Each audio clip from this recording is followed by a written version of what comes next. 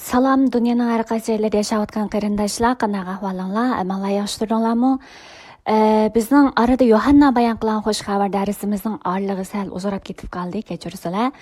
Lekin bu arada biz programmalarimiz bir qism tankashlarni elib bordik, tanishlarni elib bordik.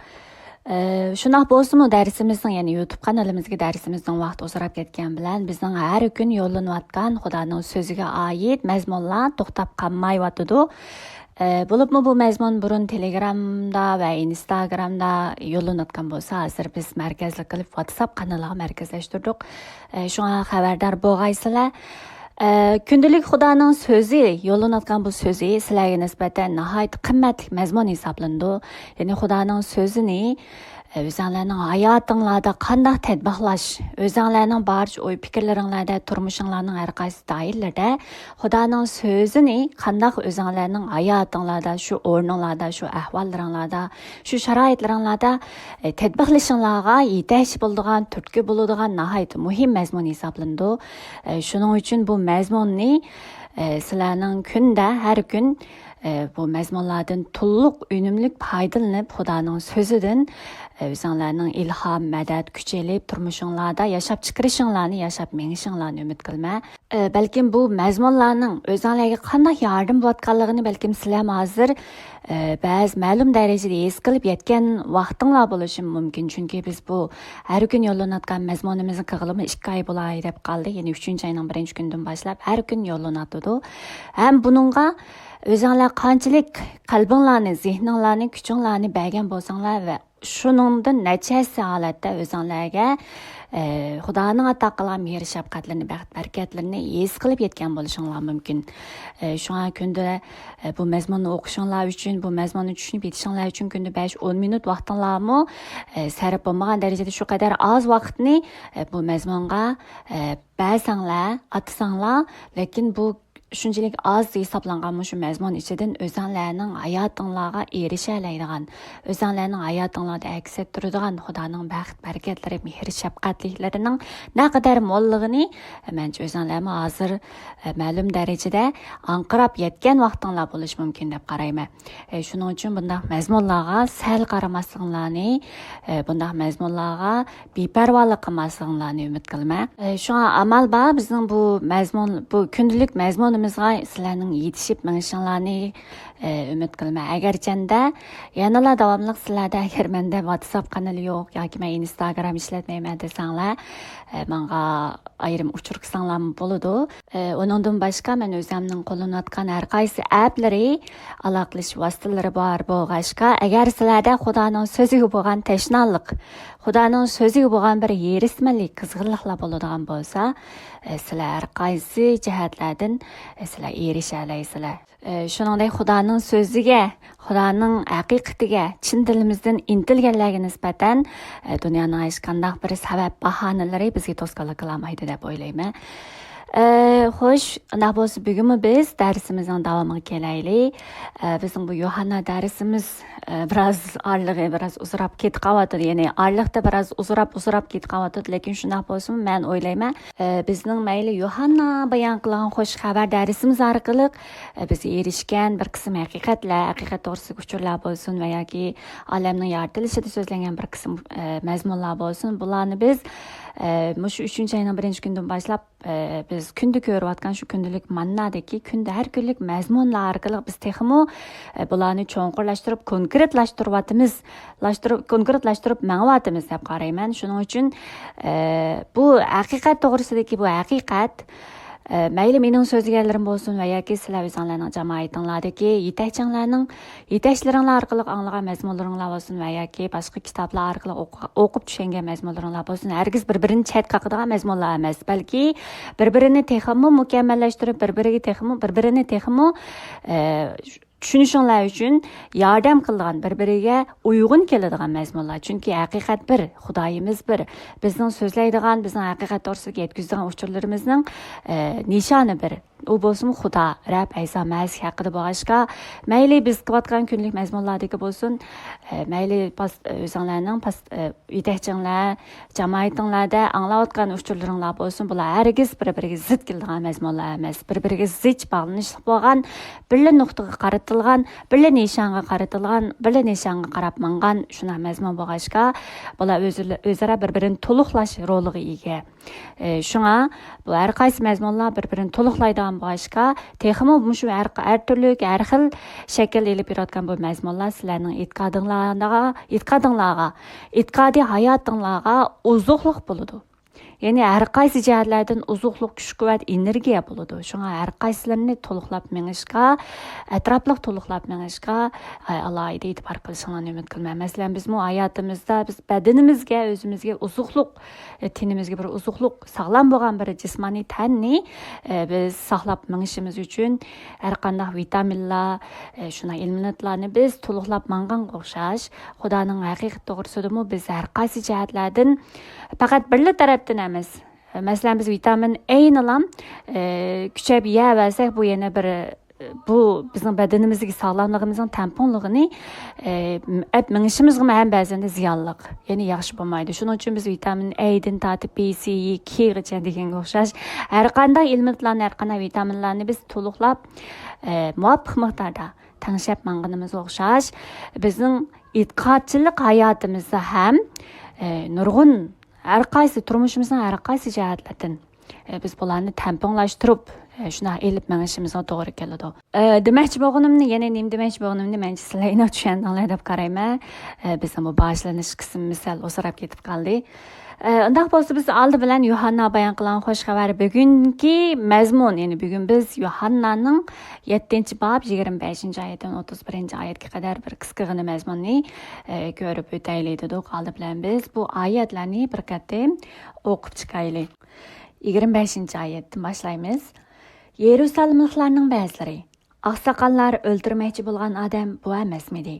Oshkora so'zlamasimi uningga qarshi hech narsa demayotganini. Aqsoqollar uning qutqizuvchi Masih ekanligiga haqiqatan ko'zlari yetdimi? Halbuki Masih kelganda uning qayerdan kelganligini hech kim bilolmaydi. Biroq bu odamning bo'lsa qayerdan kelganligini aniq bilmaymiz deyishdi. U chaqda markaziy ibodatxona o'yinlarida ta'lim berayotgan Hazrat Ayso yuqori ovoz bilan mundoq dedi. Sizlar meni tuniymiz, hamda mening qayerdan kelganligimni bilamiz deb qaraysizlar. Shundaqmi? Biroq men o'zligimdan emas, men vakillik qilg'uchining avatishi bilan keldim. U haqdir, biroq sizlar uni tunimaysizlar. Men uni tuniyman, chunki men uning yenidan keldim. Meni u avatdi. Shuning bilan ba'zilar Hazrat Aysoni tutmoqchi bo'lishdi, lekin uningga qo'l soladigan odam chiqmadi. Chunki uning vaqti soati yetib kelmagan edi. Xaloyiq orasidagi nurg'un kishilarmi uningga e'tiqod qildi. Ular Masih qandoq uningdan ko'p mo'jiza yaratar deyishdi. Xo'sh qarindoshlar, bugungi mazmun, ya'ni bugungi oyat ko'rib chiqqan oyat ko'p emas. Biz oldingi soat darsda biz ko'rib o'tgan nuqtaliq so'zlarni biz esimizga elib o'tsak, oshkora va yoshirun degan mushu so'z bilan ta'lim degan so'zga markazlashtirib biz oldingi soat darsni ko'rib o'tgan edik. Ya'ni oshkora so'zlash, oshkora ish qilish va yoki ma'lum vaqt yoshirun ish qilish, yoshirun so'zlash yoki haqiqatan e'tiqod jihatdan bo'lsin va yoki ma'lum bir ideya jihatdan bo'lsin, yoshirun ish qilish yoshirishlarning sababini qalbimizdagi shu bizni yoshirin ish qilishga va yoki oshkor ish qilishga va yoki ma'lum mazgil sabr taqat qilib sukut qilishimizga turtki bo'lgan haqiqiy narsa nima degan narsani biz tekshirib qalbimizdagi shu markazini, yiltizini, urug' bo'lgan narsani biz tekshirib o'tishimizning naqadar muhimligini biz ko'rib o'tgan edik. Bu vaqtdan biz shu yaqinqi bir ish haftalarning yoqi biz izchil ko'rayotgan Xudoning so'zi, muqaddas ruhning turtkisi bilan qilayotimizmi yoki o'zimizning ideyamiz, o'zimizning ma'lum bir niyat maqsadlarimiz uchunmi degan o'xshash Xudoning muqaddas ruhining bizning qalbimizga kirib bizni ta'sirlantirishi, bizning ma'lum ish harakat, ma'lum bir ideyalarga, ma'lum bir narsalarni qilishimizga turtki bo'lmaganligini tekshirib o'tadigan oyat mazmunlarni biz kundalik mazmunlarimizda, kundalik manna qismimizda ham davomli ko'ryapmiz. Shunga bu mazmunlar o'zaro bog'lanishliq, bir-birini texim yo'ritib beradigan, texim to'liqlab beradigan, texim tushuntirib beradigan mazmunlar bo'lishga mencha sizlarda bu ishlar ustida ya'ni o'zinglarning o'y fikrlaringlarning qilgan har bir ishlaringlarning shularni qilishinglarga turtki bo'lgan kuch zodi nadin kelgan kuch zodi nadin turtki bo'lgan nadin chiqayotgan o'zinglarga tava o'y fikr arzu havasinglardan chiqayotganmi yoki haqiqatan xudoning muqaddas ruhining turtkisida sizlarning qilishinglarga sabab bo'lgan ishlarmi shunday ishlarni sizlar hozir allaburun o'zinglarning qalbinglarni anqiralaydigan parag'italaydigan shunday nuqtaga shunday ishlarga shunday nimaga kelib bo'ldinglar deb qarayman. Shuning uchun bizning oldingi soatli darsimizda so'zlagan o'xshash, ya'ni Rabning bu kaptiki sheydi. Chunki oldingi soatlik va uning oldingi soatlik darslarimiz izchil kaptiki sheydi mezgilda bo'layotgan ishlar. Bu kaptiki sheydini biz allaburun lavilarni, ya'ni kitobimizning lavila qismini o'qisanglarmi yoki qonun shariy qismini o'qisanglarmi, kaptiki sheydining haqiqiy ma'nosining nimaligini, qanday elib berganligini sizlar allaburun bilalaysizlar deb biz deb bo'lgan. Ham shunala Instagram qarasanglar, Yahudiya kalendari bo'yicha har qaysi hayit mezgillarning qaysi oyga, qaysi faslga udul keladiganligini, bu vaqtlardagi hayitlarning haqiqiy ma'nosi yoki qanday o'tkaziladiganligini Instagramda ham chiqarib qo'ygan rasm bilan birga. Shuning uchun bu nuqtalar ustida yana sizlar texchilliklar kaptiki sheydi nimadu, qanday vaqtda, qanday oyda, qancha kun elib berilgandi degan o'xshash undaq sizlarga ma'lum bo'lgan bir hayitlar hisoblanmaydi deb qarayman. Shunga o'xshash shunday kaptiki sheydida hozirda esa oshkor emas, balki yoshurun holatda berib, yetning yarimiga qadar yoshurun yurib, balki yetning yarimi tugayda qolgan vaqtida anandan ochiq oshkora ta'lim berishga boshlagan. Dal shuningga o'xshash shu ta'lim, Rabbning yetkazgan ta'limi, so'zlari haqiqati to'g'risida kishilarning ham ikki xil maydonda turganligini, ba'zilar bo'lsa Rabbning ta'limini anglab, Rabbni haqiqatan yaxshi odam, Xudo avatgan odam, Xudoning haqiqatan avatgini deb qaraganlar bor bo'lsa, yana ba'zilar bo'lsa, yo'q, aksicha xalqni ozdiryotdi deb Rabbning qilgan shu ta'limlariga nisbatan kishilar orasidagi Rabbning ta'limini anglab paydo bo'lgan shu maydon, pozitsiya, ularning inkosi haqida biz so'zlab kelyapmiz izchil. Shuningga o'xshash ba'zilar garchi Rabbning ta'limini anglab, uni haqiqatan yaxshi odam, haqiqatan Xudo avatgini deb ishongan bo'lsa-mu, lekin Rabbga nisbatan ochiq oshkora maydon tutolmagan ahvollarni biz ko'rish orqali Rabbga nisbatan o'zining e'tiqodiga nisbatan ochiq oshkora bir maydonni tanlamay, yoshirin turayotganlarning ruhiyati, qalbidagi, biz ularning qalbidagi narsalarni, qalbidagi sabablarni, ya'ni yoshirin ish qilishdagi sabablarni, oshkor ish qilolmasligidagi oshkor holatda, aniq holatda Rabbni e'tirof qilolmaganligi, ularning shu yoshirin holatdagi vaqtidagi shu qalbidagi qorong'ulikning nimaligini, ularning qalbidagi tutayotgan narsalarning nimaligi haqida biz oldingi soat darsimizda aniq so'zlab o'tgan edik. Ham ana shu Rabbning ta'limiga nisbatan Yahudiy oqsoqollarimi Rabbning ta'limidan ong-tong qolganliklarini, ya'ni Rabbning so'zlaganlarini anglab, buningga nadin kelgan shuncha ko'p bilim, ya'ni Rabbning so'zligini asosan Rabbni bu hech qanday birisidan ustoz tutib, hech qanday birisidan ta'lim olmagan turuqliq uning qandaqmi shuncha ko'p bilimi bo'lsin deb Rabbning so'zlagan shu ta'limiga nisbatan ong-tong qolgan ularning pozitsiyasi. Va shundoq bo'lsa-mu, bu Yahudiy oqsoqollarning Rabbning ta'limini anglab, hayron qolgan va haqiqatan qoyillik paydo bo'lgan bo'lsa-mu, yana ularning qanday bir jahiliyat ichida turayotganliklarini biz ko'rib o'tgan edik.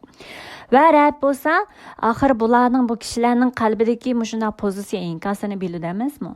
Rabb bo'lsa, oxiri bu ta'limlar, ya'ni sizlar shu so'zlarimni anglab, bu ta'limlarni anglab, shunday o'y fikrlarga, shunday hayron qolarlik, ong-tong qolarlik inkoslar qoldirgan bo'lsanglarmi, bu ta'limlar mening emas, balki meni avatguchi Xudoninkidir deb. Ya'ni menga hayron qolmanglar, menga qarab bu ta'limlarga baho bermanglar, menga qarab bu ta'limlarning qanaqligi yoki nimaligi emas, balki mening so'zlaganlarimning hammasi men o'zimning emas, balki meni avatguchi Xudoning sizlarga yetkazgan xabari. Bu ta'limlar mening so'zganlarim hammasi meni avatkichi Xudoning sizlarga demoqchi bo'lgan so'zlari, sizlarga yetkazayotgan uchurlari. Shuning uchun bu so'zlarni anglab balki Xudoga qaranglar, Xudoning nima demoqchi bo'lganligini anqiranglar degan bir umidda bu ta'limlar mening emas, balki meni avatkichi Xudoninkidir. Shunga bu ta'limlarni anglab sizlarda har qanday o'y fikrlar paydo bo'lsa-mu, lekin haqiqatan Xudoga intildiganlar bo'lsa, aranglarda haqiqatan Xudoga itoat qilishni xohlaydiganlar, Xudoni tanishni xohlaydiganlar, Xudoga intildiganlar bo'lsa, mening so'zlayotganlarimning, mening sizlarga yetkazgan bu ta'limlarimning, bu ta'limlarning haqiqatan Xudodan kelganligini, Xudoning sizlarga yetkazayotgan uchur ekanligini anqiralaydi. Xudoning sizlarga demoqchi bo'lganliklarini bilib yetalaydi, Xudoning so'zlari ekanligini tunib yetalaydi. deb shundoq ko'p kishilar orasida chunki bu kishilar mayli sizlarmi shu, mayli bizmi shu, mayli shu vaqtdagi shu kishilar bo'lsin, biz hammamiz Xudoning so'zini anglab, Xudoning so'zidan nimani anqirab, nimani his qilib, qanday bir inkosga kelishimizning bu hammasi bizning qalbimiz ichida yuz bergan bir hodisa bo'lg'achqa, buni biz hammamiz o'zimizga oydin, o'zimiz aniq bilamiz. Shundoq biz Xudoning so'zini anglayotgan, biz hammamizga Rabbning qilayotgan so'zi, Xudoga chin dilidan itoat qilishni xohlaydigan kishi, Xudoning so'zini, ya'ni bizga yetkazayotgan ta'limlarni anglab, bu ta'limlarning, bu Xudoning so'zini, ya'ni biz yetkazayotgan so'zlarning Xudodan kelganligini, bu so'zlarni hargiz biz o'zligimizdan aytayotganligimizni emas, balki haqiqatan Xudoning biz orqali sizlarga yetkazayotganligini anqiralaydi. Davatganligini ham bugun bizlarmi biz anqiralaymiz. Shuningdek, bu so'zlar Rabb aysomi deydi, ya'ni bu ta'limlar, sizlar anglagan shu ta'limlar, sizlarga so'zlagan, sizlarga yetkazgan shu ta'limlar orqali sizlar har xil inkoslarga, har qanday bir pozitsiyalarga kelganinglar bilan mening yetkazgan so'zlarim bo'lsa, mening o'zimning sizlarga qilmoqchi bo'lgan so'zim emas. Men o'zim sizlarga yetkazmoqchi bo'lgan so'zlar emas, balki Xudoning sizlarga yetkazmoqchi bo'lgan so'zini men qilyapman, davatganligini biz anqiralaymiz. Ham yana bir nuqta bo'lsa, ya'ni Xudoning so'ziga, Xudoga chin dilidan itoat qilishni xohlaydigan, Xudoga talmiradigan, Xudoga talpinadigan, Xudoning so'ziga tashna bo'lganlar, Xudoning so'ziga tashna bo'lganlar, mushu yetkazayotgan so'zlar, ta'limlarni anglagandan keyin bu ta'limlarning haqiqatan Xudoning ta'limlarimi, Xudo yetkazayotgan so'zlarmi, Xudoning so'zimi, Xudoning haqiqatiga uyg'un so'zlarmi, buni farq etalaydi dedi emasmi? Shunga farq etalaydi. Ham bundaqlar nimani bilalaydi desa, mushu so'zlarni anglagandan keyin, boshqalarning ta'limlarini so'zdan anglagandan keyin ularning so'zlarining o'z oldiga o'zlarining so'zlarimi, o'zlarining beshidan o'tgan tajriba saboqlari yoki o'zlarining kishilik qarashlari, o'zining hayotiy jarayonida yetildirib olgan o'zining falsafalarimi yoki o'zini tashlab turib, o'zining barcha turmush, barcha nimasini tashlab turib, faqat Xudoning so'ziga intilib, Xudoning xizmatiga tayyor holatda Xudoning so'zini yetkazayotganlarmi, bularni ham anqirab farq etalaydigan, shunday bir farq etish qobiliyatining paydo bo'ladiganligini ham mush oyatda 18, ya'ni oldingi darsdagi 7-bob 17-18 oyatdagi so'zlar orqali bizga yetkazayotgan uchurini biz ham anqiralaydiganligimizni bizga bu yerda yetkazib beradi. Ya'ni deydi emasmi, o'z oldiga so'zlagan kishi o'z shon sharafini izlaydi, lekin o'zini avat kuchining shon sharafini izlaydigan kishi yaxshi so'zlaydi, deydi emasmi? Shunga o'xshash Rabbning bu so'zi ham ayni vaqtda, ya'ni Ka'badagi shehridagi atrofidagi shu Yerusalim, ya'ni Markaziy ibodatxona atrofidagi barcha Isroillarga ham davatgan so'z bo'lmasdan, bugungi Isroillar, haqiqiy Isroillar, ya'ni haqiqiy Isroillar deganimiz Xudoning farzandi, Xudoning tanlab olganlari, haqiqiy Xudo farzandim deb ataganlari, dal shu Xudoning xalqi bo'lgan bugungi bizlarga ham davat degan so'z, deydigan so'zga yetkazmoqchi bo'lgan uchuri nima desa, o'z oldiga so'zlagan kishi o'z shon sharafini izlaydi, lekin o'zini avat kuchining shon sharafini izlaydigan kishi yaxshi so'zlaydi deb deyish orqali bizga ham shunday Xudoning so'zini anglab, Xudoning so'zi orqali, ya'ni Xudoga chin dilidan itoat qilishni xohlaydiganlar Xudoning so'zini anglab, Xudo haqidagi so'zlarni anglab, boshqalarning so'zlarini anglab, bu so'zlarning ichidan haqiqatan Xudo uchun so'zlayotganlarmi, Xudoning so'ziga itoat qilib so'zlayotganlarmi yoki faqat dunyoning tuzilma qoida tuzumlariga asosan faqatli bir diniy faoliyat, diniy murosim sifatida faqat bir din shaklida shunday ishlarni qilayotganlarmi yoki e'tiqodchi deb e'tiqodchilik qalbig'ini kiyib olgan bilan dunyoning odamlaridan farqsiz holatda dunyoning o'y fikrlari dunyoning qoida tuzilmalari haqida so'zlayotganlarmi yoki o'zi haqida o'zining beshidan o'tgan kechganlarni o'zining falsafalarini o'zining ideologiyalarini ta'kidlayotganlarmi bularni farq etalaydigan kishilar qanday kishilar ekanligini desa dal xudoga chin dilidan itoat qilishni xohlaydigan ya'ni xudoga bo'lgan chin qalbi chin yuragi bo'lgan kishi xudoga haqiqiy tashna bo'lganlar so'zlarni anglab ta'limlarni anglab ularning bu ta'limlarning kimdan kelganligini xudodan kelgan ta'limlar xudoning yetkazmoqchi bo'lgan uchurlarmi yoki inson o'zining falsafa qoida ideologiyalarimi bularni farq etalaydi deganga o'xshash shunday muhim bir uchurlarni muhim bir ta'limlarni ya'ni muhim bir ogohlantirishlarni ta'kidlashlarni bizga oldingi soatlik mazmun orqali uqtirganligini biz ham ko'rib o'tgan edik oxirida bu xudoning so'zini haqiqatini o'zining tuzilmasi qilib o'zining mushu kishilarni boshqarishidagi kishilarni monopol qilish kishilarning ideologiyasini monopol qilish uchun kishilarni tizginlash uchun bir tuzilma shunday bir qonun sifatida qoida sifatida aylantirib olgan mushu yahudiylarning yahudiy asaqallarning ya'ni Tavrat qonuni xudoning mehr shafqatiga to'lgan bir Tavrat qonunini bo'lsa o'zining kishilarning ideologiyasi bilan kishilarni monopol qilishdagi bir tuzilma qoida qilib olgan mushu yahudiy asaqallarni Rab Aysoning qamchilganligini shunga xudoning barcha so'zi Tavrat qonuni bo'lsin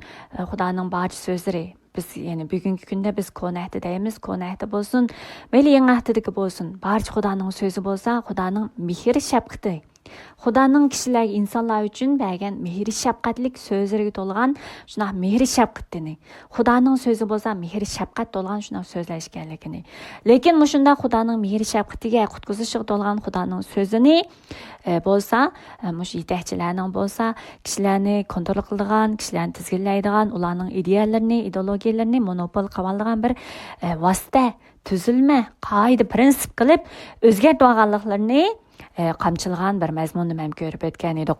Bularni qayta bizning ta'kidlab yig'inchoqlab chiqishimizga sababmi bugungi bizning e'tiqodchilik hayotimiz, bugungi e'tiqodchilar bo'lsin, bularni nihoyatda farqlantiradigan zil mazmunlar.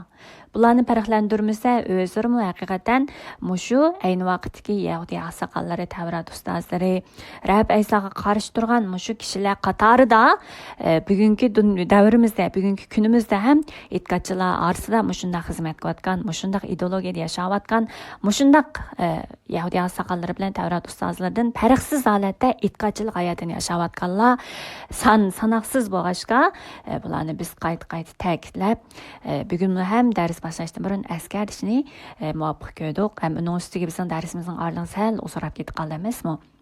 Xo'sh, oldingi soatlik darsimizni yangidan bir qatim ko'rib chiqdik desam bo'ladi. Bizda bo'lsa davomli bugungi mazmunni ko'rib o'taylik. Bugungi mazmun bo'lsa hamda Yerusalimliklarning inkosi. Ya'ni biz oldingi qatimda oldingi soatlik mazmunimiz bo'lsa bu gapdagi sheytning yarimi tugab, ya'ni yarim yutib bo'lgandan keyin Hazrat Ayso o'chig'ashkara shu markaziy ibodatxona o'yinlarida kishilarga ta'lim bergan vaqtida bo'libmi ba'zan kishilar ya'ni bu kishilarning ya'ni nurg'un ya'ni Isroillarning orasida ikki turli odamlar paydo bo'lgan edi. Masalan, biri bo'lsa Arabni yaxshi odam deydi Allah, yana biri bo'lsa aksicha kishilarni ozurvatib deydigan o'sha shuna ikki turga ayrilgan edi barcha Isroillar orasida kishilarning. Endi shundan keyin oqsoqollar bu Rabning ta'limini anglab angtan qolgan edi emas, angtan qilib Rab bilan orasida bo'lgan bir qism, ya'ni shu oqsoqollarning inkosi qarta Rab ularning inkosiga bir qism izohat va qamchilash, tarbiya degan o'sha shunday nimalar aralashgan bir ya'ni so'zlan qilgan edi. Shundan keyin Rabning bu so'zlaridan keyin amdi Yerusalimliklarning ba'zilarining Rab bilan bu oqsoqollar o'rtasidagi bu munozara qisqacha shunday ishlarga qarab, ya'ni kuzatuvchilar edi emas, anglovchilar atrofida ko'rib ko'rguchilar edi. Mushu ko'rguchilar ichidagi Yerusalimliklarning ba'zilari amdi mushu o'zining ko'z oldida quloq tuyida yuz bergan mushu ishlarga nisbatan qilgan inkosi dal bugungi mazmun. Ya'ni Yerusalimliklarning ba'zilari. Bu yerda nima uchun Yerusalimliklarning ba'zilari deydiganni biz o'ylab baksak, Yerusalimliklar qanday kishilar? Yani biz Yerusalim, yani Yahudiya өлкәсенең mərkəzi bolğan Yerusalim. Mərkəzi ibadətxana orunlaşqan joy dal Yerusalim. Məsələn, biz bunu bugünkü bizning vatanning ahvoli bo'yicha, biz Uyg'urlarning ahvoli bo'yicha tasvirlasak, tushunish deb qarayman. Məsələn, bizning vatanning mərkəzi nə? Vatanimiz, biz Uyg'urlarning ziminining mərkəzi nə desak, biz bir ikki asrga yaqin bizning mərkəzimiz, yəni Ürümçi ətrafını bizning Uyg'urlarning yəni har qaysi joylardan kelib yashab o'ltiraqlash markaz qilib o'ltiraqlashgan joy, ya'ni Uyg'urlarning markazi bo'lib joylashgan joyni biz Urumchini markaz qilib asosan yashab barcha madaniyatimiz, Uyg'urlarning madaniyati, taraqqiyoti, Uyg'urlarni yetaklab mangadigan bir ideologiyalik kuch, deganga o'xshash bir rahbariy kuch, nishon, ya'ni Uyg'urlarning yuzlanishi, kelgusi degan narsalarga ham ma'lum darajada turtkilik rol o'ynaydigan shunday bir markaziy madaniyat bo'yishiga bo'lgan joyimiz bo'lsa, biz Urumchi deb kelgan edik emasmi? Dal shuningga o'xshash bu Yerusalimliklar deganimi ham shundaqlar. Ayni vaqtda, ya'ni bularning shu vaqt Yahudilarning o'zining davlati yo'q. Ya'ni bizga o'xshash bugungi biz Uyg'urlarning sharoiti, vaziyatiga o'xshaydigan bir ahvol edi. Dal shuningdek vaqtda, dal shu markazi bo'lgan Yerusalim, shu Yerusalimda o'ltiraqlashgan Yerusalimliklar deganimiz bu Isroillarning madaniyati, ya'ni Yahudilarning madaniyat va mavjudlik markazi bo'lgan shahar emasmi? Va shundaqla Yahudilarning baricha yetaklash, ya'ni rahbariy kuchi, mavjudligi, taraqqiyotini ko'rsatib beradigan shunaq bir hal qilg'uch joy bo'lgan joy dal mush Yerusalim.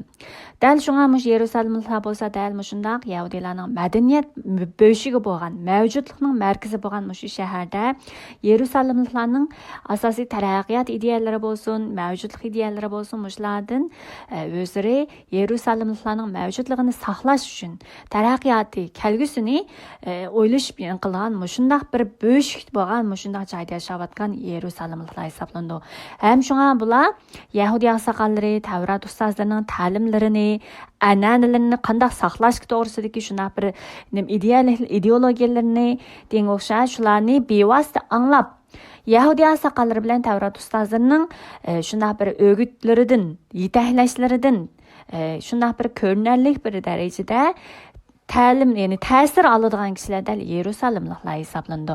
Shunga bularmi Yahudi aqsoqollarining to'xtamasdan Hazrat Aysoni bo'lsa, ya'ni Xudo bergan qutqizuvchi emas deb Hazrat Aysoga qarshi kuchaytib turib Rab Aysoga qarshi qilgan ta'limlari, so'zlari, tarbiyalari degan o'xshash Yahudi aqsoqollarining, Yahudilarning rahbarlarining Rab Aysoga qarshi qilgan barcha so'zlaridan Rab Aysoni xavfli odam, ya'ni xatarli odam, ozg'urg'uchi degan o'xshash shunday nurg'un qalpoqlar bilan qoplagan barcha so'zlarini anglaganlarning hammasi, ya'ni to'liq anglab, bulardan to'liq xabardor bo'lgan kishilar Yerusalimliklar hisoblandi. Shunga shu Yerusalimliklarning ba'zilari ham shundaq Yahudi aqsoqollari bilan, ya'ni o'zlari davomliq anglayotgan kishilar, ya'ni o'zlari davomliq ta'lim anglayotgan kishilar dal mush Yahudi aqsoqollari emasmi? Shunga bu Yerusalimliklar o'zlari davomliq gapini anglayotgan, o'zlari davomliq o'zining rahbari, ruhiy rahbari deb turib, ularning gaplarini, ya'ni ularning ta'limlarini chin saqlab kelayotgan kishilar Yerusalimliklar. Dal bular ko'z oldida bu shu Yahudi aqsoqollarining Hazrat Aysoning ta'limini anglagan, lekin buning nadim bunchalik ko'p bilim bo'lsin, bu hech kimdan hech qanday ta'lim olmagan turuqliq mushundaq so'zlan qila oladigan qanday ko'p bilim bo'lsin deb hangdan qolgandiki bu holatini ko'gchilar dal bu Yerusalimliklar. Shunga bular hozirgacha qadar izchil o'zlari anglayotgan bu shu Yahudi aqsoqollarining Hazrat Ayso qarshi qilgan so'zini anglab kelgan emasmi? Lekin bugungi kunda bular ko'z oldida ko'rayotgan manzara bo'lsa, Yahudi aqsoqollarining Hazrat Aysoning ta'limiga qo'ygan inkos edi. Shunga bular bundaq ko'z oldidagi manzara qarab qolgan inkosi nima desa, aqsoqollar o'ltirmoqchi bo'lgan odam bu emasmidi? Ya'ni bular asli Hazrat Aysoni tutib o'ltirmoqchi edi-ku. Ham ularning oldida oshkor so'zlayapsizmi? Bu aqsoqollar Hazrat Ayso qarshi hech qanday narsa demayotdi-ku deb bular hayron qolgan. Bularmi bu ko'z oldidagi manzara qarab qolgan inkosi shu. Shundaqla ular aqsoqollar uning qutqizuvchi, ya'ni demisin bu aqsoqollar Rabbning ta'limini anglagandan keyin buning nadim ko'p ta'lim bo'lsin deb Rabbning ta'limiga bo'lgan qoyillik Qayilliq, hayron qalarliq shunday bir inkas bo'lganligi uchun bu Yerusalimliklar bu o'zlari anglab, hurmatlab kelgan bu oqsoqollarning bu inkasiga qarab qilgan so'zi nima desa, ajiba oqsoqollarmi Hazrat Aysoning qutquzuvchi Masih ekanligiga ko'zi yetdimi nima? Yani ishondimi nima? Uning haqiqatan Hazrat Aysoning haqiqatan Xudo avatgan kishi ekanligiga ishondimi nima bu oqsoqollar? Hozir qadar izchil qarshi turib kelgan edi, uningga qarshi maydonlarni o'tirib qo'ygan edi. Lekin bugun bular haqiqatan buni e'tirof qildimi nima? Hazrat Aysoning haqiqatan Xudo avatgan bir ekanligini e'tirof qildimi nima? deb turib qilayotgan inkaslari. Ham shundaqla nima deydi desa, Masih kelganda uning qayerdan kelganligini hech kim bilmaydi-ku. Biroq bu odamning bo'lsa qayerdan kelganligini biz aniq bilamiz-ku degan so'zni biz bu yerda biroz konkret ko'rib yetishimizga to'g'ri keldi. Ya'ni bu Yerusalimliklarning Yahudi oqsoqollarining Rabbning ta'limiga qarta qilgan inkasi qarta bular haqiqatan oqsoqollar Hazrat Aysoni o'ldirmoqchi edi. Hem bu öldürmekçi bir adam ulanın göz aldığında aşkar sözlüdü. Acaba onu tutmay, belki onun sözlerini anlagandın keyin onun hakikaten qutquzucu Masihga göz yetken o'xshash inkas qaytarıvatıdığı. Biz hakikaten bu oqsoqollar bizga ta'lim berib, bizga yetkizguniga o'xshash, Xudoning so'zini izchil bizga yetkizguniga o'xshash. Masih bo'lsa, uning qayerdan kelganligini Masih kelganda hech kim bilmaydi, bilolmaydi. Lekin bu adamning biz nereden kelganligini aniq bilamiz-ku. Ya'ni bu kishining Masih deb atavagan bu Aysoning qayerdan kelganligini biz bilamiz-ku. Amaliyotda bu Masih bo'lsa, haqiqatan bu Masih bo'lsa, Masihning nereden kelganligini hech kim bilolmaydi-ku. Ya'ni shunday turuqliq bu oqsoqollar nima uchun uni tutmaydi deb turib ichida norozilik paydo bo'layotgan bu Yerusalimliklarning inkasi hisoblanadi.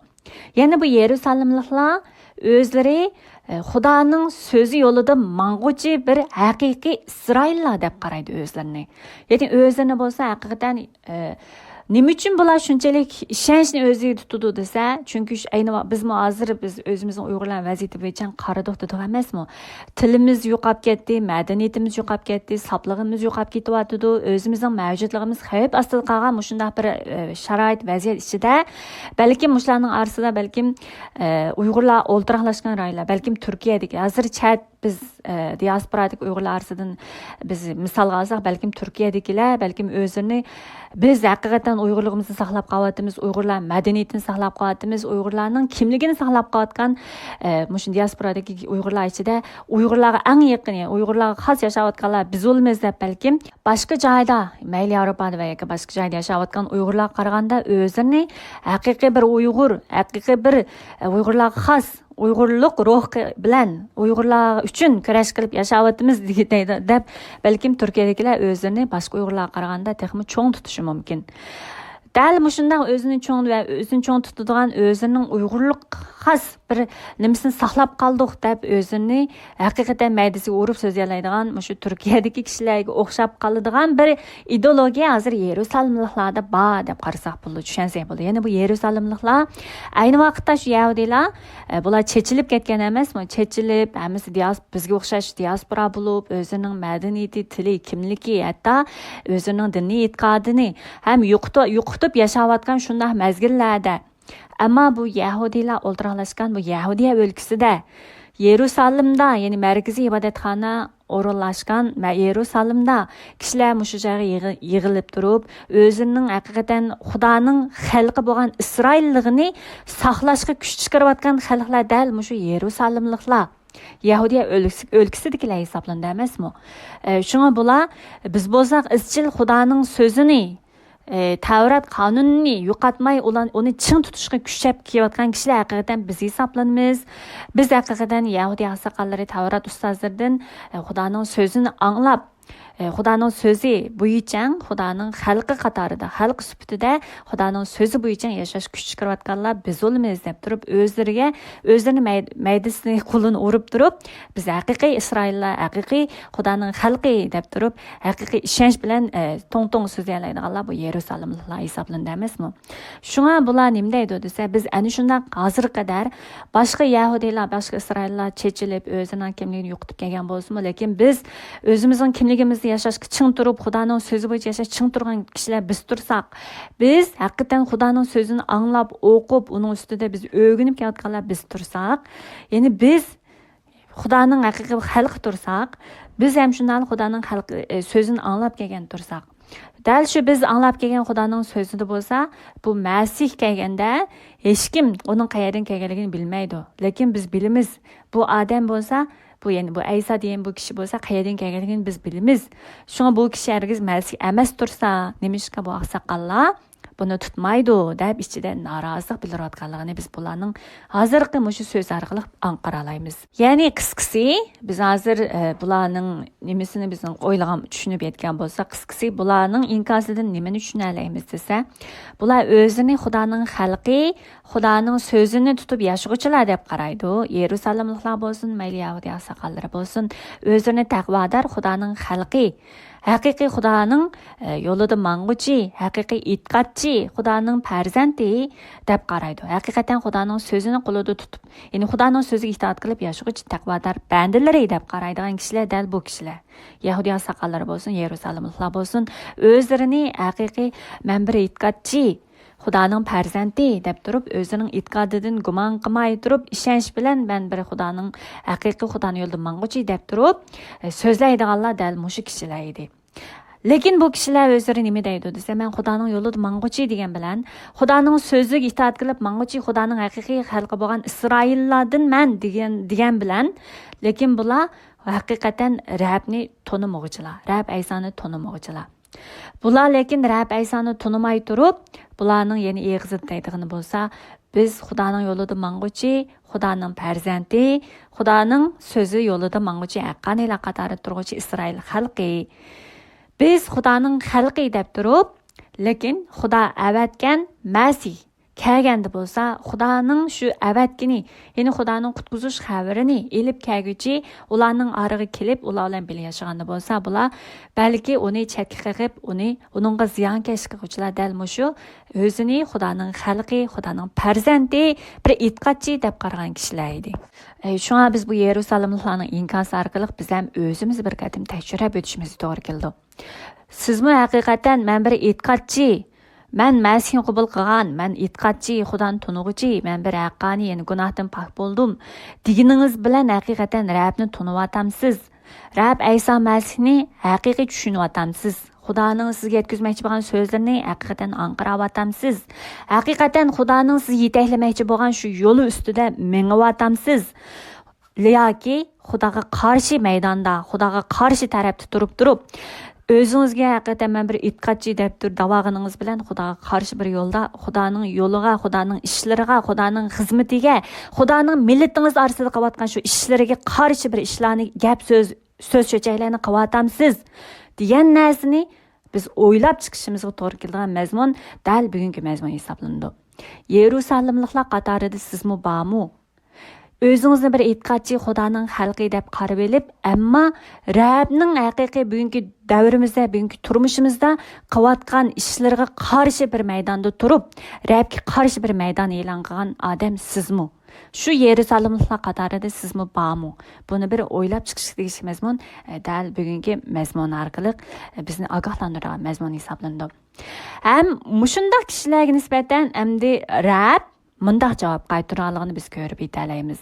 Ya'ni shu vaqtda bu Yerusalimliklarning mushu inkosiga qarata Rab yuqori ovoz bilan mundaq deydi. Ya'ni sizlar meni tuniymiz, mening qayerdan kelganligimni bilamiz deb qaraysizlar. Shundaqmi deydi. Ya'ni bu degani biz bayamg'ish qadar izchil deb kelgan. Ya'ni bular izchil o'zini Xudoning xalqi, haqiqatan Isroil soplig'ini saqlab kelgan, Xudoning so'zini saqlab kelgan Isroillar deb qaraydi emasmi? Bular o'zlariga ishonch bilan Yerusalimliklar. Ham shunday Masih kelganda uning nadligini hech kim bilmaydi, lekin ma ko'z oldimizda turgan, o'zini Masih tavagan Hazrat Aysoning kimligini biz bilamiz degan emasmi bu Yerusalimliklar. Shunga Hazrat Ayso bularning shu so'ziga nisbatan qarshi holat yuqori ovoz bilan sizlar meni tuniymiz, hamda mening qayerdan kelganligimni bilamiz bilimiz deb qaraysizlar. Ya'ni bu sizlarning o'zinglarning qarashinglar. Sizlar o'zinglarning qarashinglar bo'yicha meni tuniymiz deb qarab oldinglar. Ya'ni qaraysizlar. Sizlar o'zinglarning o'y fikringlarda bo'lsa meni tuniymiz deb qaraysizlar. Ya'ni Xudoni tuniymiz deb qaraysizlar, o'ylaysizlar, lekin bu o'zinglarning lam qarashinglar. Bu haqiqat emas, balki o'zinglarning qarashinglar. O'zinglarning ideyanglar, o'zinglarning qarashinglar deganligini biz bu yerda ko'ra olamiz. Hamda davomli biroq men o'zligimdan emas, men vakillik qilg'uchining avatishi bilan keldim. U haqdir. Ya'ni deydi, sizlar meni tuniymiz deysizlar, lekin mening nadin kelganligimni, ya'ni mening so'zlarim orqali men o'zligim degan emasmi? Oldingi 7-bob biz bayam dedik, o 7-oyat va 18-oyatda meni avatkuchining shanishi, ya'ni meni avatkuchining bu ta'limlar mening emas, balki meni avatkuchi Xudoninkidir degan emasmi? Shuni rab deydi. Sizlar meni bilimiz deb qaraysizlar, shundaqmi? Lekin men o'zligimdan emas, ya'ni men o'zligimdan bir kamdim, balki meni avatkuchi Xudoning Minavat kuchi shu Xudoga vakillik qilib turib bu yerga keldim. Ya'ni Xudoning nomida bu yerga keldim. Ya'ni Xudo o'zining nomi bilan meni bu yerga avatdi. Uning meni bu yerga avatishi bo'lsin, uning barcha qilgan ishlari bo'lsin, u haqdir. Ya'ni Xudo haqiqatdir, uning qilgan barcha ishlari haqdir. Durustdir, to'g'ridir, haqiqatdir. Shuningga o'xshash mening qilgan ishlarim, mening qilayotgan ishlarim, mening qilgan so'zlarim bo'lsin, men Xudoning nomida kelib, Xudoning avatishi bilan Xudoga vakillik qilib, bu yerga kelib, sizlarga qilgan so'zlarim hammasi ham haqdir. Ya'ni sizlar meni tuniymiz, qayerdan kelganligimni bilimiz deb o'zinglarning tushunchanglar, o'zinglarning qarashi bu shuna degantinglar, lekin men o'zligimdan emas, meni vakillik qiluvchi Xudoning avatishi bilan kelib, Xudoning so'zini yetkazib, Xudoning haqiqati bo'yicha sizlarga ta'lim berayotgan bo'lsammi, sizlar buni bilmayapsizlar, tonimayapsizlar. Ya'ni sizlar meni bilimiz deb qarag'aninglar bilan meni bilmaysizlar, tonimaysizlar. Sababi sizlar uni tonimaysizlar, ya'ni Xudoni tonimaysizlar. Ya'ni meni avatkuchini tonimaysizlar. Ya'ni meni avatkuchini tonimaganliginglar uchun, men vakillik qilg'uchining kimligini bilmaganliginglar uchun mening kimligimni, mening so'zlaganlarim, mening yetkazganlarim, mening ta'limlarimning Xudoning ekanligi, Xudodan kelganligini bilmaysizlar, tonimayapsizlar, e'tirof qilmayapsizlar deganligini biz bu yerda tushuna olamiz. Chunki oldingi qitimlik darsimiz, ya'ni 7-bob, o 7-oyatda Xudoga chin dilidan itoat qilishni xohlaydigan kishi bu ta'limlarning Xudodan kelganligini bilalaydi degan emasmi? Lekin bu Yerusalimliklar o'zlari Xudoni bilamiz, Xudoning so'zini bilamiz, Xudoning ta'limlarini bilamiz, biz Xudoning xalqi, Isroil xalqi, biz soplig'imizni, Xudoning farzandligimizni saqlab kelishga tirishganlar deb qarab kelgan bu Yerusalimliklar bo'lsa, bu Xudoning so'zini, bular Xudoning so'zini qilayotgan Xudo avatkuchi, Xudo avatgan Masihni bular tunimidi, bilimidi uni oqsoqollar qatorida turib, uningga qarshi uni ozg'unlar qatorida ko'gichilaydi emas bu Yerusalimliklar. Shunga Hazrat Ayso deydi, sizlar meni bilimiz, tunimiz deysizlar, amaliyotda sizlar meni bilmaysizlar, tonimaysizlar. U faqat sizlar o'zinglarning tushunchinglar. Hem shundaqla menilar emas, balki meni avatkuchining kimligini, men vakillik qiluvchining kim ekanligini bilmaysizlar, uning haqiqatini bilmaysizlar deydi. Chunki bu yerda 28-oyatda aytamiz, biroq sizlar uni tonimaysizlar. Qisqasi bu Yerusalimliklar Xudoning so'zi qalbidan o'rin olmagan, Xudoga muhabbati yo'q bo'lgan, Xudoni tonimaydigan, shundaqla Xudoni tonimagan holatda ham Xudo avatganlarini tonimaydigan, Xudoning xizmatkorlarini ham tonimaydigan, Xudoning xizmatkorlari qilgan so'zlarning ham Xudoning ularga qilayotgan so'zlar ekanligini anqiramaydigan, bilolmaydigan kishilar qatoridagi shundaq bir kishilar ekanligini bu yerda bizga eskartib berayotganligini, bularga shundaq uchurlarni yetkazayotganligini biz ko'ra olamiz. Ya'ni sizlar meni bilimiz deysizlar, tunimiz deysizlar, bu sizlarning ishi, o'zinglarning tushunchi, qarashi, lekin amaliyotda sizlar meni bilimiz degan bilan meni bilmaysizlar, meni tunimiz degan bilan meni tonimaysizlar, hatto meni ham emas, balki meni avatkuchini ham tonimaysizlar. Meni avatkuchi bo'lgan Xudoga bo'lgan, ya'ni qalbinglarda muhabbatinglar yo'q. Buni alaburun biz 5-bobda 5-bob 42 oyat taraf degan emasmi? Sizlar bo'lsa, sizlarning qalbinglarda Xudoning muhabbati yo'qligidan, ya'ni qalbinglarda Xudoga bo'lgan muhabbat yo'qligidan deb turib bizga aniq degan emasmi? Shunga o'xshash bu Yerusalimning hamdal o'zlarining qarshicha bular tuniyimiz deydi, bilimiz deydi, o'zini cho'ng tutib, o'zini Xudoning farzandi degan bilan amaliyotda bularning ichida, bularning qalbida bo'lsa Xudoga bo'lgan muhabbati yo'q, Xudoni tonimaydigan, Xudoning kim ekanligini bilmaydigan shu qatardagi kishilar ekanligini Rabbiyada qamchilayotganligini biz ko'ra olamiz. Hamda Rabbiya deydi, sizlar uni tuniymiz, ya'ni meni tuniymiz dedinglar, mening qayerdan kelganligimni bilamiz deysizlar. Lekin amaliyat sizlar Xudoni tonimaganliginglar uchun mening Xudoning nomida kelganligimni, Xudoning meni bu yerga sizlarni qutqizishga avatganligini ham bilmaysizlar. Chunki men uni tuniyman, meni u avatdi, men uning yenidan keldim. Ya'ni men Xudoning yenidan keldim.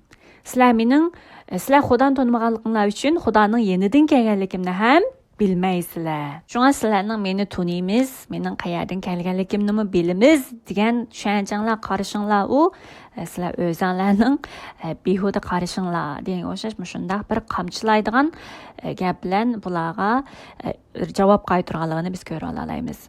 Hem bu vaqtda 30-oyatda shuning bilan ba'zilar Hazrat Aysoni tutmoqchi bo'lishdi, lekin uningga qo'l soladigan odam chiqmadi. Chunki uning vaqti soati tex kammidi deganligini biz ko'ra olamiz. Bu vaqti soati degan nisbatan biz oldingi qatimliq soat, ya'ni oldingi qatimliq darsimizning uning oldingi qatimliq soati 7-bob boshlangan vaqtida biz shu vaqti soati degan nisbatan ayrim qilib biz darsimizni o'tgan edik. Ya'ni 7-bob 1-oyatdan 9-oyatgacha bo'lgan mazmunda biz vaqti soati degan shu temaga markazlashtirib turib mazmun o'qigan edik. Shunga o'xshash Rabbning vaqti soati deganimiz dal Rabbning vaqti soati bo'lsa, dal shu o'tib ketish yetining qurbonlik qo'zisi sifatida Rabbning kirish ustidagi shu vaqti soati Rabbning o'zining hayotini pido qildigan, ataydigan dal shu vaqti soati, dal shu kirish ustidagi o'tib ketish yetining harpisi kuni dal shu qurbonlik qo'zi sifatida ataydigan shu vaqti soati tex yetib kelmagan bo'lg'achqa, shu vaqti soatga kelmagan boshqalarni tutmizmi, tutamagan, ya'ni qo'l solgan odamning chiqmaganligidagi sabab uning dal kirish ustidagi vaqti soati yetib kelmaganligi uchun uni tutmaganligini, bu davatganligini, buning konkret mazmunini sizlar 7-bobdagi shu 1-darsimizni anglasanglar, qaytanlab chiqsanglar bo'ladi. Ya'ni shunday vaziyatlar ichidami, mayli qanday ahvol bo'lsin, qanday vaziyat bo'lsin, qanday bir davriy eqim bo'lsin, qanday bir sharoitlar bo'lsin, shunday bo'lsinmi, lekin Xudoning so'zi biz mushabda Instagram qarasanglar deyamiz, biz Yeshaya payg'ambar qismidagi 55-bob 11-oyat, 10-11-oyatlarni biz degan edik. Ya'ni Xudoning so'zi qor yomg'ir osmondan yerga tushdi, yerga tushib, ziroatlarni sug'urib, ularni biq chiqarib, ularga mo'l uzuq xato, ya'ni ochliq bo'ldi, ochliq xato qildi, uzuq xato qildi.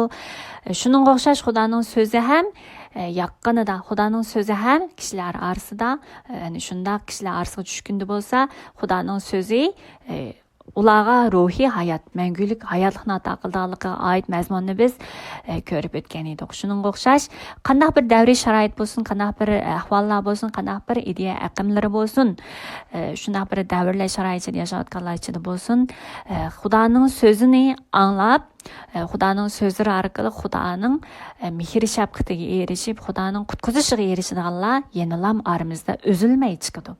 Üzülmey paydo bo'ldi.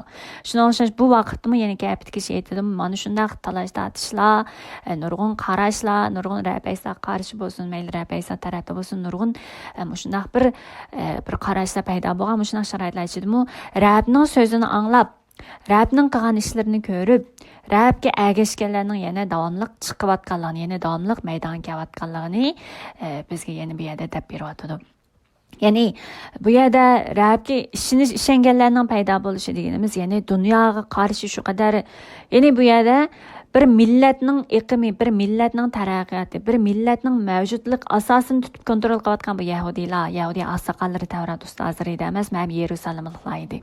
Shunday bo'lsa-mu, shunday kuchli bir iqim, kuchli bir qarshiliklar ichidimi, yenilam Xudoni tunib, Xudoning so'zini anqirab yetgan kishilar yenilam Muşu nurgun kişilerinin qarşılığı qaramasdan, nurgun kişilerinin ziyankeşlikleri qaramasdan, rəbki işindiğanlarının davamlıq meydan gelip, rəbki etiqat qıqanlığını bir yerde bizge dəb bir vatıdır, yetküz bir vatıdır. Şunun oxşaş, bugünkü dəvirdə bizim arımızdımı, bizim Uyğurlarning arıdımı, nurgun davri şaraitlar, meyli vəziyyətlər bolsun, meyli çəklik bolğan hər qandaq amillar içində bolsunmu, lakin şundaq bir şaraitlar içindəmi, yenalam Xudanın sözüge təşinə nurgun xəvf xətərlərini nəzərdə tutub durubmu, nurgun xəvf xətərlər astıdımı, şuna can tikib durub Xudanın sözünü anlaşqa, yerismənlik qılıb, təşnalıq bilən Xudanın sözünü anlatqan qeyrindaşlar bizim arımızda var. Hem aramızda onun əksiçimi, hem Xudanın sözlerini anlaydan fursat şaraitleri tolup taşkan bolsunmu, hatta Xudanın sözünü qulluq elib qoymaydigan, Xudanın sözünü anlaşını mı xalamaydigan, belki özleri anlağısı keladiganlar sözlerini anlaydigan, özleri xalaydigan, özlerinin arzu həvəslerini qandırgan sözlerini anlap, şundaq yollarını bir etiqatlıq yolu bilen qarab mağdığan kişilərmi az emas. Şundaq bolsunmu, meyli aramızda qandaq kişilər bolsun, şundaq bolsunmu, Xudanın həqiqati sözü bilen Xuda özü saxlab kelayotgan özünün pərzəndləri, özünün həqiqati bilen davamlıq öz bitildiriyotgan Xudanın pərzəndləri, davamlıq hər dəvirdə, hər şəraitlarda hərgiz üzülüb qalmasdan etiqadı bilen yaşap, etiqadı bilen Xudağa itaat qılıb mağdığan kişilərmi həm az emasligini bizga anqarat qızıb beriyotganligini biz anqaralaymiz.